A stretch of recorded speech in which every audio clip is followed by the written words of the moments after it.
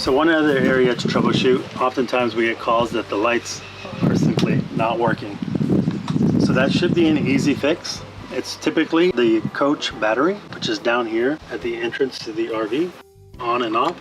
Make sure you pretty much maintain this on your rental on, unless for whatever reason you're leaving the RV for a few days, you can turn it off.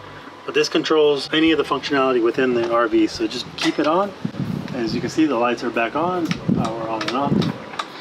So that's a quick way to test that your coach battery is on or off. If the lights inside do not work, that means your coach battery is off.